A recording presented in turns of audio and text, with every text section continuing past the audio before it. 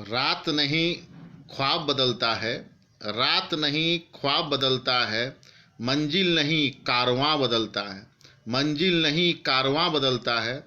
जज्बा रखो जीतने का, जज्बा रखो जीतने का, क्योंकि किस्मत बदले ना बदले पर वक्त ज़रूर बदलता है।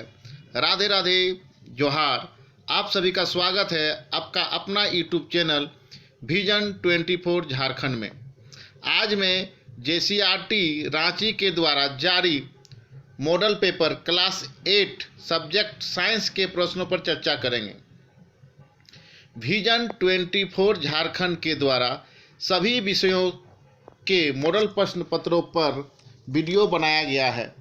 यदि आप लोगों ने नहीं देखा है तो देख लीजिएगा, डिस्क्रिप्शन में लिंक दिया गया है। साथ ही डिस्क्रिप्शन में सामाजिक विज्ञान विषय का सेल्फ टेस्ट के लिए भी लिंक दिया गया है, जिससे आप अपना परीक्षा की तैयारी कैसी है जान सकते हैं।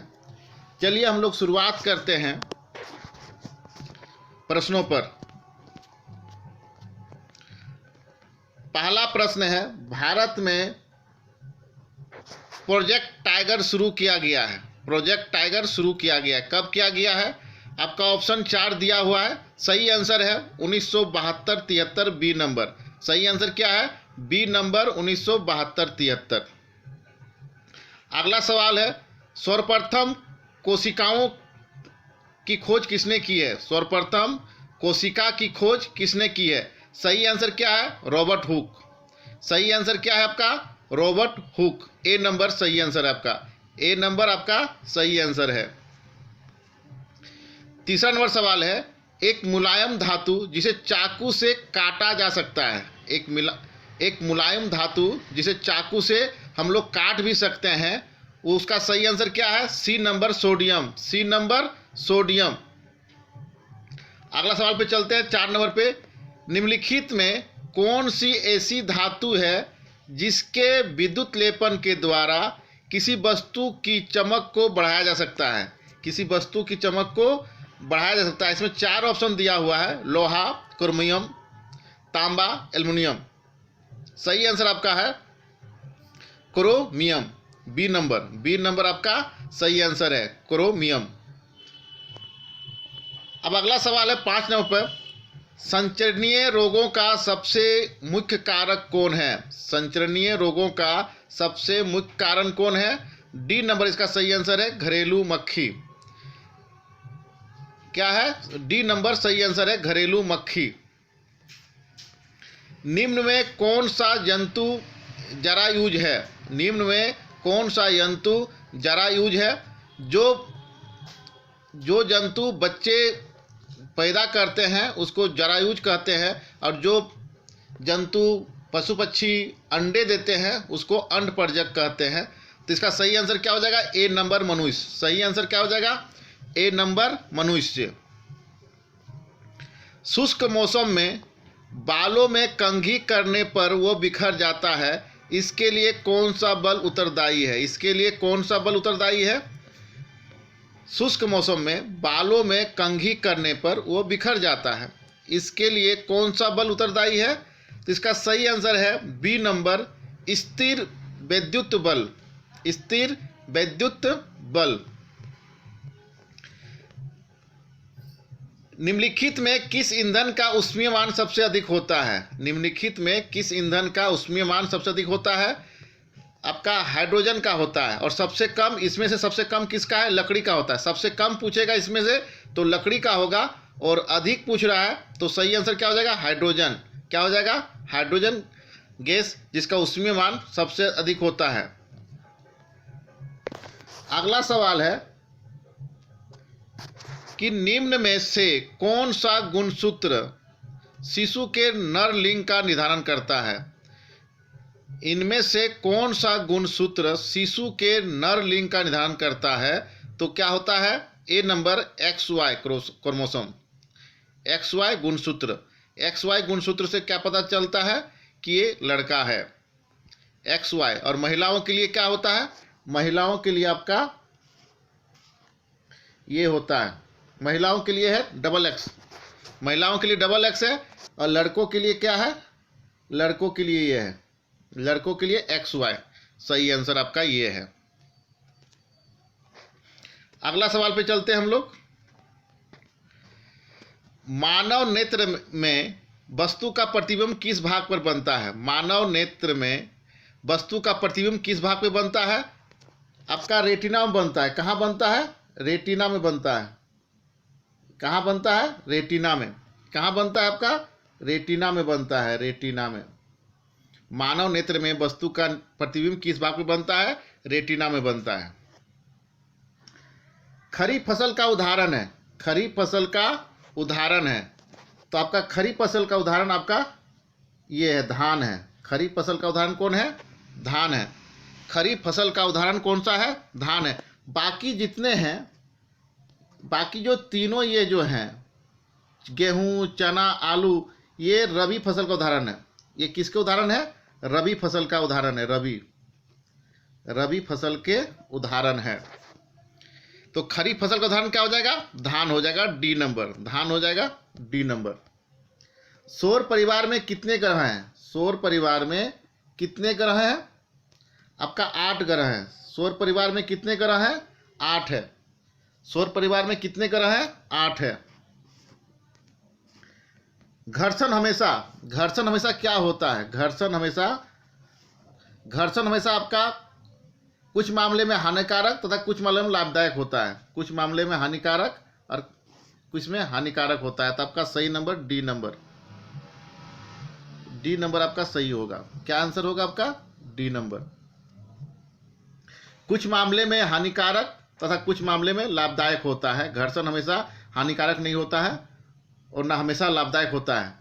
कुछ मामले में क्या होता है? हानिकारक तथा कुछ मामलों में लाभदायक होता है। तो आपका सही आंसर क्या हो जाएगा? क्या हो जाएगा आपका? ये डी नंबर। डी नंबर आपका सही आंसर। चलिए अगले सवाल पे चलते हैं हम लोग। पैराशूट बनाने में किस रेशे का उपयोग होता है? पैराशूट बनाने में किस रेशे का उपयोग होता है? तो नायलॉन का होता है। किसका होता है? नायलॉन का होता है। पैराशूट बनाने में किस रेशे का प्रयोग होता है? तो पैराशूट नायलॉन का होता है। किसका होता है? नायलॉन का होता है। मानव कानों के लिए श्रव्यता प्रास है। सुनने का जो प्रास है, कहाँ से सुन सकता है, उसके आंसर को हम लोग देखेंगे। तो सही आंसर आपका है ए नंबर। सही आंसर क्या है आपका? ए नंबर है। 20 हर्ट्ज से 20,000 हर्ट्ज तक, 20,000 हर्ट्ज से 20,000 हर्ट्ज तक है आपका ए नंबर सही आंसर है। ए नंबर क्या है आपका? सही आंसर है। अब इसमें आगे 16 नंबर क्वेश्चन जो है, किसी यंत्र के उपयोग से भूकंप की तरंगों को रिकॉर्ड किया जाता है। किसी यंत्र के उपयोग से भूकंप की तरंगों को रिकॉर्ड किया जाता है। तो इसका सही आंसर आपका है बी नंबर। सही आंसर क्या है? बी नंबर, भूकंप लेखी। इसी को बोलते हैं इंग्लिश में सिस्मोग्राफ। कभी कभी ऑप्शन में सिस्मोग्राफ लिखा हुआ रहेगा, तो दोनों वर्ड को याद रखिएगा, भूकंप लेखी और सिस्मोग्राफ। भूकंप लेखी और सिस्मोग्राफ। विश्व तापन का प्रमुख कारण है। 17 नंबर क्वेश्चन क्या है? विश्व तापन का प्रमुख कारण है ग्लोबल वार्मिंग। विश्व तापन मतलब क्या होता है?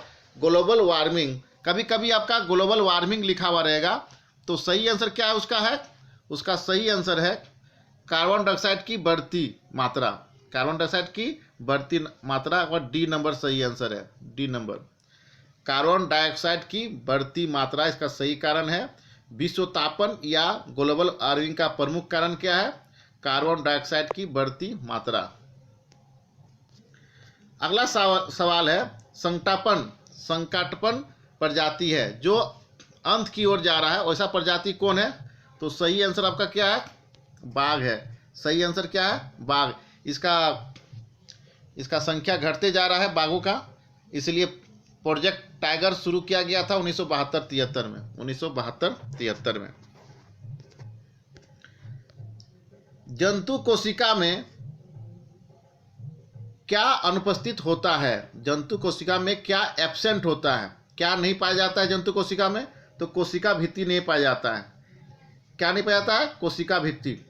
कोशिका भित्ति आपका पेड़ में पाया जाता है। पेड़ पौधों में कोशिका भित्ति पाया जाता है। पेड़ पौधों में क्या पाया जाता है? कोशिका भित्ति। तो सही आंसर इसका जंतु कोशिका में क्या अनुपस्थित होता है? तो कोशिका भित्ति। जल के शुद्धिकरण में किस अधातु का उपयोग होता है? जल के शुद्धिकरण में हम लोग किसका उपयोग करते हैं? हम लोग क्लोरीन का उपयोग करते हैं। बी नंबर सही आंसर है। जल के शुद्धिकरण में किस अधातु का उपयोग होता है? तो किसका होता है? क्लोरीन का करते हैं हम लोग, पानी को शुद्ध करने के लिए क्लोरीन का। विश्व के पहले प्रतिजैविक का नाम है। विश्व के पहले प्रतिजैविक का नाम है। तो सही आंसर आपका क्या है? पेनिसिलिन। क्या आंसर आपका है? Penicillin. First antibiotic. First antibiotic क्या आपका है? पेनिसिलिन है। सही आंसर क्या आपका है? पेनिसिलिन। अगला सवाल, पानी में हाइड्रोजन एवं ऑक्सीजन का अनुपात क्या होता है? पानी में हाइड्रोजन और ऑक्सीजन का अनुपात क्या होता है? उसका सही आंसर आपका है 2:1। 2:1 होता है। क्या होता है आपका? 2:1 होता है। 2:1। हाइड्रोजन का 2 भाग, ऑक्सीजन का 1 भाग। हाइड्रोजन का 2 भाग, ऑक्सीजन का 1 भाग। ये फॉर्मूला है H2O। H2O। अगले सवाल पे चलते हैं हम लोग। निम्न में से किस जीव में द्विखंडन द्वारा जनन होता है? निम्न में से किस जीव में द्विखंडन द्वारा जनन होता है? तो सही आंसर क्या आपका है? अम्बीबा। क्या आंसर है?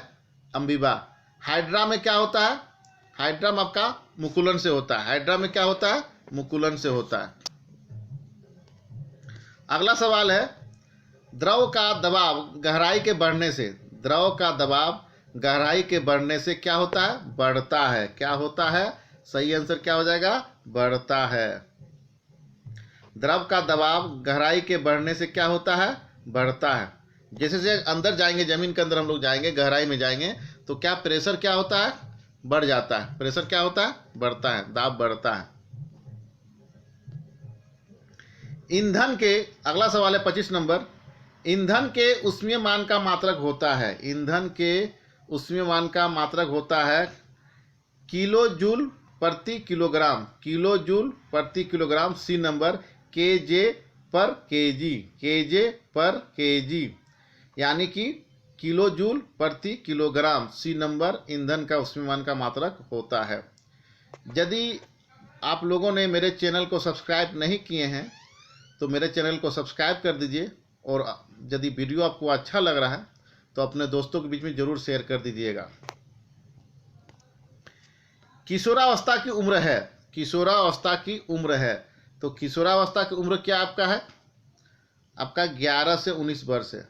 11 से 19 वर्ष। आपका किशोरावस्था की उम्र क्या है? 11 से 19 वर्ष। ए नंबर सही आंसर है। ए नंबर आपका सही आंसर है। अगला सवाल,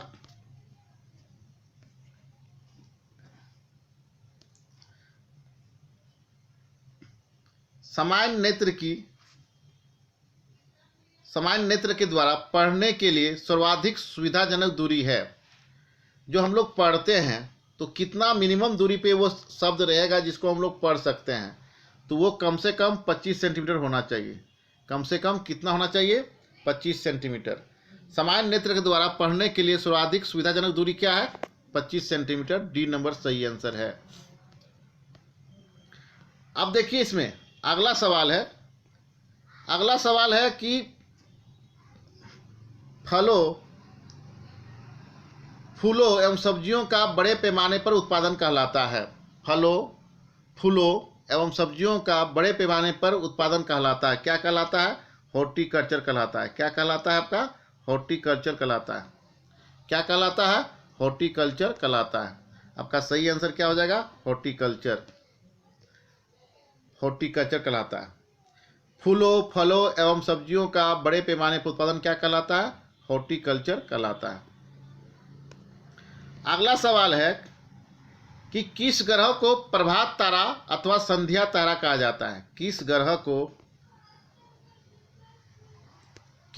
को प्रभात तारा अथवा संध्या तारा कहा जाता है? इसका सही आंसर आपका है शुक्र। किसको बोलते हैं? शुक्र को बोलते हैं। किसको बोलते हैं? शुक्र को बोलते हैं। मॉर्निंग स्टार एवं इवनिंग स्टार किसको बोलते हैं? आपको शुक्र को बोलते हैं। किसको बोलते हैं? शुक्र को बोलते हैं। अगले सवाल पे चलते हैं। किस आकृति की वस्तु पर तरल घर्षण कम होता है? किस आकृति की वस्तु पर तरल घर्षण कम होता है? तो इसका सही आंसर है नौकाकार। क्या है? Boat shape. इसका सही आंसर क्या है? Boat shape, नौकाकार। सी नंबर सही आंसर है। सी नंबर आपका सही आंसर है। पदार्थ जो प्राकृतिक प्रक्रिया जैसे जीवाणु के द्वारा अपघटित होता है क्या कहलाता है? पदार्थ जो प्राकृतिक प्रक्रिया जैसे जीवाणु के द्वारा अपघटित होता है, जीवाणु के द्वारा क्या होता है? अपघटित होता है, क्या कहलाता है? मतलब ये आपका कंपोस्ट बनता है, मतलब वो नए मिट्टी में बन जाता है, उसको क्या बोलते हैं? सही आंसर क्या है? जैव निम्नीकरण, जैव निम्नीकरणीय। ये सही आंसर है आपका, जैव निम्नीकरणीय। जैव निम्नीकरणीय याद कर लीजिएगा, जो जीवाणु के द्वारा अपघटित होकर बनता है। अब सही अगला सवाल चलते हैं। ध्वनि की प्रबलता किस कारक पर निर्भर करती है? ध्वनि की प्रबलता किस कारक पर निर्भर करती है? ध्वनि की जो प्रबलता होती है किस कारक पर निर्भर करती है? उसका सही आंसर है आयाम। सही आंसर क्या है? आयाम। सही आंसर क्या है? आयाम। सही आंसर आपका आयाम। अगले सवाल पे चलते हैं हम लोग। विपरीत आवेशों के बीच क्या प्रतिक्रिया होती है?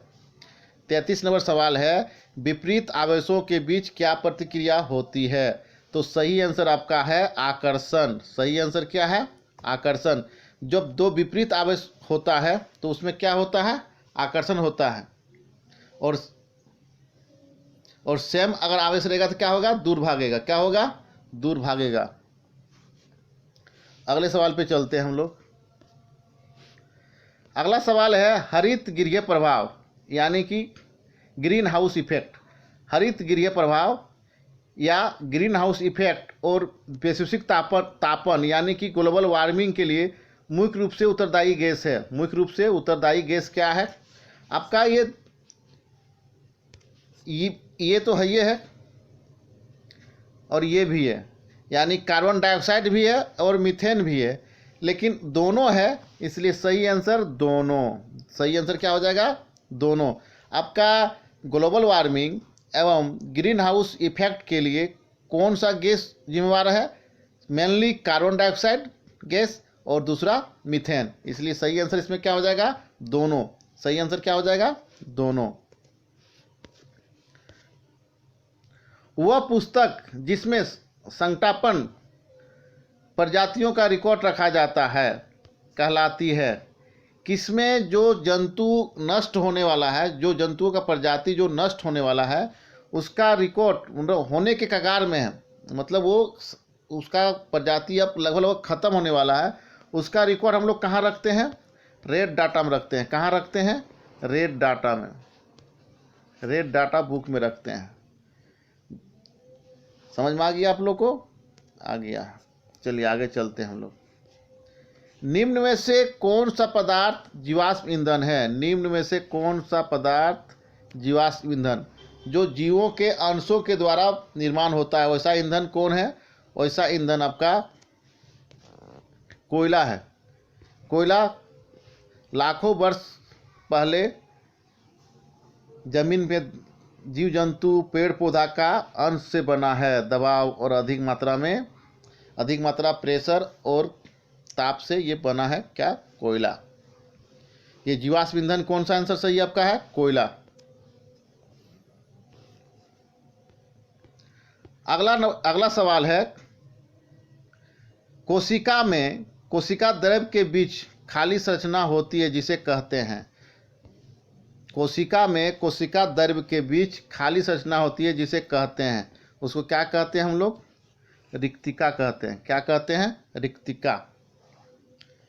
रिक्तिका कहते हैं। अगले सवाल पे चलते हैं 38 नंबर में। कौन सी अधातु कमरे के ताप पर भी वायु के साथ अभिक्रिया करती है? कौन सी अधातु कमरे के ताप पर वायु के साथ अभिक्रिया करती है? तो उसका सही आंसर है श्वेत फास्फोरस।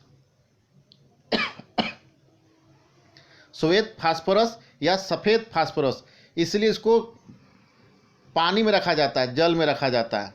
श्वेत फास्फोरस को हम लोग कहाँ रखते हैं? पानी के अंदर। अगला सवाल पे चलते हैं। किण्वन की प्रक्रिया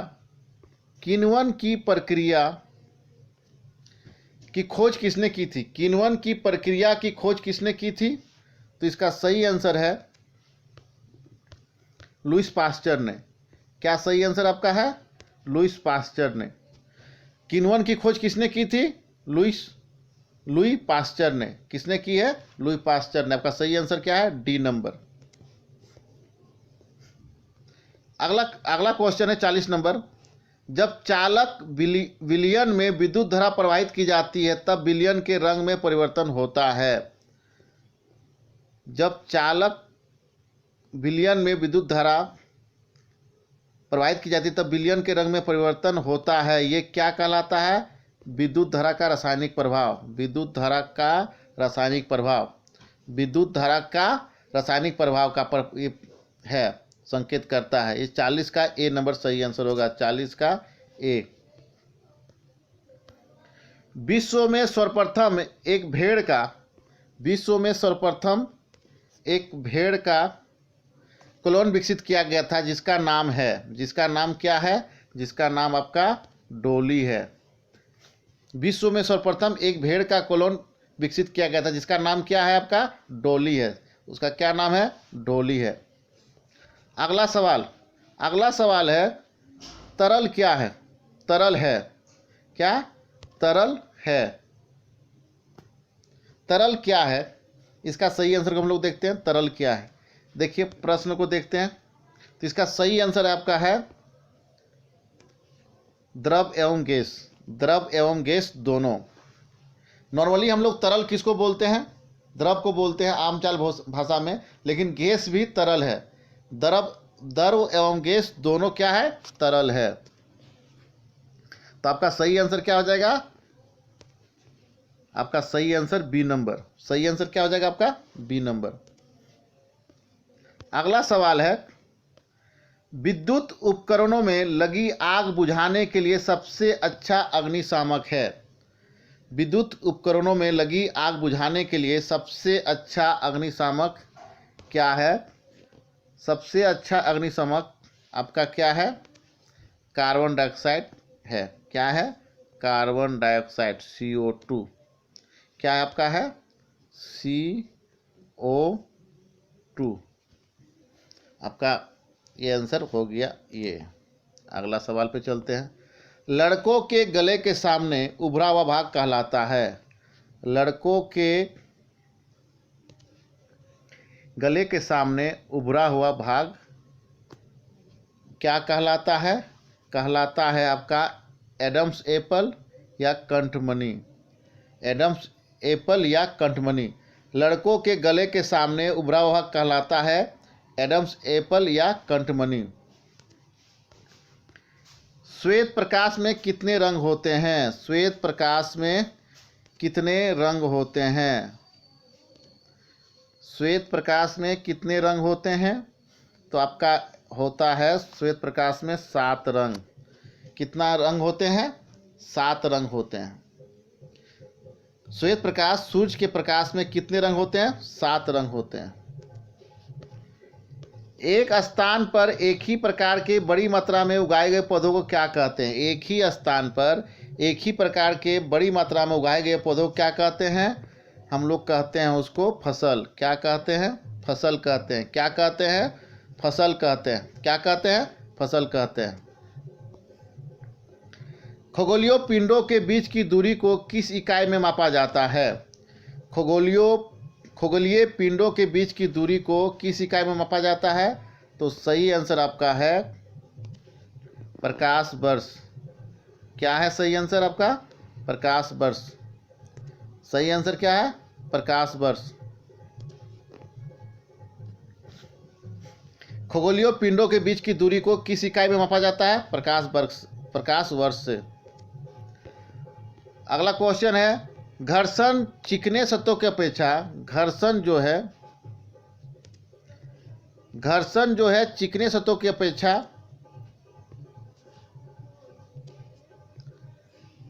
रूखरे सतहों पर घर्षण चिकने सतहों की अपेक्षा रूखरे सतहों पर कैसा होता है? अधिक होता है। आपका चिकना में घर्षण कम होता है, इसलिए हम लोग फिसल जाते हैं, और रूखरे सतहों पे हम लोग चलने में दिक्कत होती है क्योंकि घर्षण अधिक होता है। तो सही आंसर आपका क्या हो जाएगा? ए नंबर। क्या सही हो जाएगा? ए नंबर। अधिक होता है। घर्षण चिकने सतहों की अपेक्षा रूखरे सतहों पर अधिक होता है। अगला सवाल है, निम्न में कौन प्राकृतिक बहुलक है? निम्न में कौन प्राकृतिक बहुलक है? तो निम्न में कौन प्राकृतिक बहुलक है? सेलुलोस। क्या है? सेलुलोस। ये आपका सही आंसर है। निम्न में कौन प्राकृतिक बहुलक है? तो सेलुलोस। अब अंतिम सवाल पे हम लोग चलते हैं। जो ध्वनि सुनने में अप्रिय लगे उसे क्या कहते हैं? जो ध्वनि सुनने में अप्रिय लगे उसे क्या कहते हैं? उसे शोर कहते हैं। उसको क्या कहते हैं हम लोग? शोर कहते हैं। उसको हम लोग क्या कहते हैं? शोर कहते हैं। जो सुनने में अप्रिय लगे उसको क्या कहते हैं? शोर कहते हैं। बहुत बहुत धन्यवाद। जय हिंद, जय झारखंड।